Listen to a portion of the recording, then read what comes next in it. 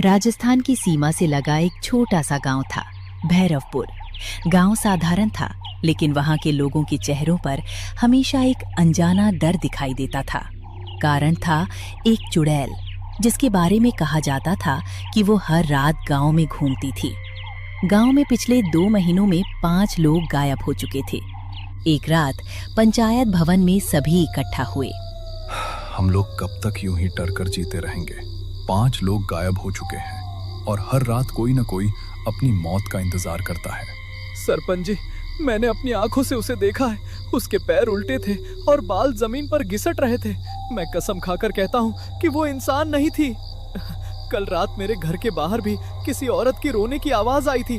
अगर मैं दरवाजा खोल देता तो शायद आज यहाँ बैठा होता। उसी समय पुजारी हरिदास गहरी सोच में डूबे हुए थे। मेरे दादा एक ऐसी ही चुड़ैल की कहानी सुनाया करते थे।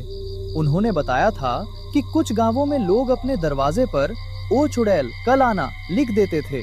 चुड़ैल उसे पढ़कर अगले दिन आने के लिए लौट जाती थी। कमरे में अचानक सन्नाटा छा गया। अगर सच में ऐसा होता है तो हमें आज ही पूरे गांव में लिखवा देना चाहिए। गणपत को भी ये उपाय पसंद आया। उसी रात गांव के हर घर के दरवाजे पर बड़े बड़े अक्षरों में लिखा गया, "ओ चुड़ैल कल आना"। गांव वालों को पहली बार लगा कि शायद अब वे सुरक्षित हैं, लेकिन उन्हें नहीं पता था कि असली भय अभी शुरू होना बाकी था। अगली रात पूरे गांव में अजीब शांति थी। तभी उसके घर के बाहर किसी के कदमों की आवाज आई। कोई दरवाजे के पास आकर खड़ा हो गया। रामलाल का गला सूख गया। फिर बाहर से एक औरत की भयानक आवाज सुनाई दी, "रामलाल, दरवाजा खोलो"। रामलाल के शरीर में सिहरन दौड़ गई। फिर अचानक आवाज बंद हो गई। कुछ देर बाद बाहर से धीमी हंसी सुनाई दी और फिर कदमों की आवाज दूर जाने लगी। सुबह पूरा गांव खुश था। किसी के घर से कोई गायब नहीं हुआ था। लोगों को लगा उनकी तरकीब काम कर गई। लेकिन चौथी रात कुछ ऐसा हुआ जिसने पूरे गांव को हिला दिया। मोहन अपने घर में सो रहा था। उसे लगा कोई उसके घर के बाहर खड़ा है। उसने खिड़की से झांक कर देखा और उसके शरीर का खून जम गया। एक लंबी औरत उसके दरवाजे के सामने खड़ी थी, सफेद साड़ी और लाल आंखें। वो दरवाजे पर लिखे शब्द पढ़ रही थी, "ओ चुड़ैल कल आना"। फिर वो मुस्कुराई। चुड़ैल ने अपनी लंबी उंगली निकाली और दरवाजे पर कुछ लिख दिया। फिर धीरे धीरे अंधेरे में गायब हो गई। सुबह जब मोहन बाहर निकला तो उसके पैरों तले जमीन खिसक गई। दरवाजे पर लिखा था, "ठीक है, कल आऊंगी"। पूरे गांव में दहशत फैल गई। लोगों को समझ आ गया कि चुड़ैल पढ़ सकती है और उससे भी बड़ी बात, वो उनकी चाल समझ चुकी थी। आधी रात के समय अचानक गांव के बीचों बीच एक औरत की चीख गूंजी। आवाज इतनी भयानक थी कि पूरे गांव की नींद उड़ गई। सुबह लोग दौड़कर पहुंचे। वो भीखा लोहार का घर था। दरवाजे पर लिखा था, "मैं आ गई थी"। अब गांव वालों को समझ आ गया था कि चुड़ैल खेल खेल रही है और ये खेल बेहद खतरनाक था। एक रात गणपत, हरिदास, रामलाल और मोहन मंदिर में इकट्ठा हुए। अगर हमने जल्दी कुछ नहीं किया तो पूरा गांव खत्म हो जाएगा। वो हमारी हर बात जानती है। ऐसा लगता है जैसे वो हमें देख रही हो। मुझे लगता है ये कोई साधारण चुड़ैल नहीं है। हरिदास काफी देर तक चुप बैठे रहे। फिर उन्होंने कहा, मुझे लगता है कि उसका संबंध पुराने बरगद से है। गांव के बाहर एक विशाल बरगद का पेड़ था। वही पेड़ जिसके नीचे वर्षों पहले एक औरत को जिंदा जला दिया गया था। लोगों का मानना था कि वो औरत डायन थी। सभी के चेहरों का रंग उड़ गया। अगली रात सरपंच गणपत, पुजारी हरिदास, रामलाल और मोहन बरगद की ओर निकल पड़े। जब वे बरगद के पास पहुंचे तो अचानक चारों तरफ की हवा बर्फ जैसी ठंडी हो गई। तभी मोहन की नजर जमीन पर पड़ी। देखो, यहाँ कुछ लिखा हुआ है। मिट्टी पर किसी ने उंगलियों से लिखा था, "तुम लोग मुझे ढूंढ रहे हो"। चारों की रीढ़ में सिहरन दौड़ गई। अचानक बरगद के ऊपर से एक औरत की डरावनी हंसी गूंज उठी। चारों ने ऊपर देखा।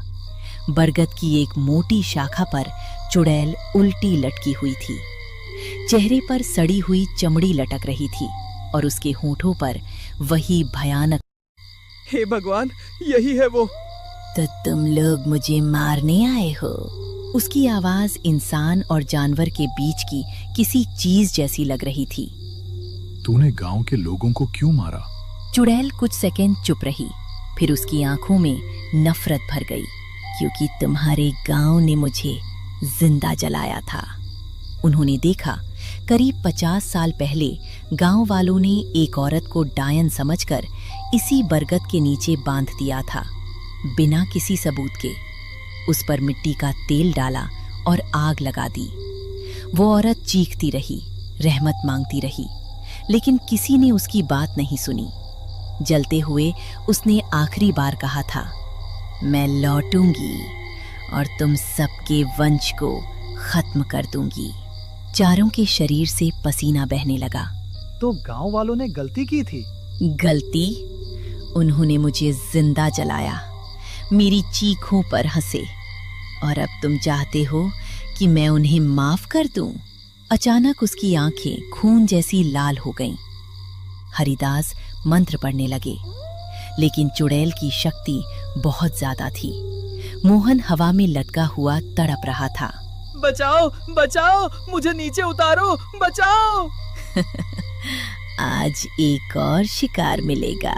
तभी हरिदास को अचानक अपने दादा की एक पुरानी बात याद आई। उनके दादा कहते थे, जिस आत्मा का बदला अधूरा हो, उसकी शक्ति उसके मृत्यु स्थल से जुड़ी होती है। हरिदास की नजर बरगद के तने पर गई और उन्होंने कुछ अजीब देखा। तने के बीचों बीच एक काला निशान बना हुआ था, बिल्कुल उसी जगह जहां कभी उस औरत को बांधा गया था। गणपत, वही उसकी कमजोरी है। कौन सी? तने पर बना निशान, उसकी आत्मा उसी से बंधी हुई है। चुड़ैल ये सुनकर अचानक क्रोधित हो गई। उसकी हंसी गायब हो गई। पहली बार उसके चेहरे पर डर दिखाई दिया। गणपत और रामलाल मशाल लेकर तने की तरफ दौड़ पड़े। चुड़ैल चीख उठी। बरगद की जटाएं उनकी ओर बढ़ीं, लेकिन इस बार गांव वाले पीछे नहीं हटे। रामलाल ने मशाल पूरी ताकत से तने के उस निशान पर दे मारी। अचानक पूरा बरगद कांप उठा। चुड़ैल की चीख आसमान में गूंज गई। धरती कांपने लगी, पेड़ की शाखाएं टूटने लगीं, लेकिन चुड़ैल अभी भी खत्म नहीं हुई थी। वो पहले से भी ज्यादा डरावनी बन चुकी थी। उसका शरीर धुएं में बदलने लगा। अगर मैं मरूंगी तो तुम सबको साथ लेकर जाऊंगी।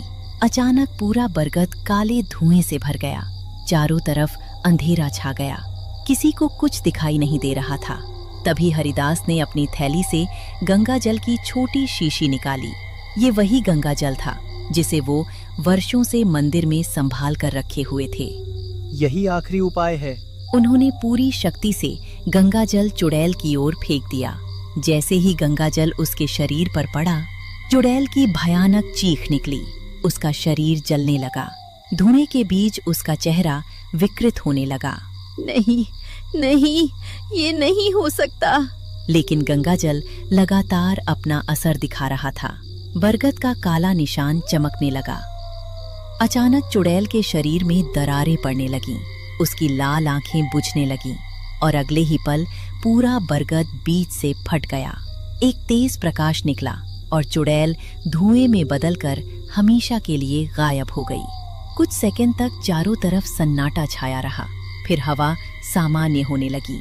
ठंड खत्म हो गई, सड़ांध गायब हो गई और वर्षों बाद उस जगह पर पहली बार शांति महसूस हुई।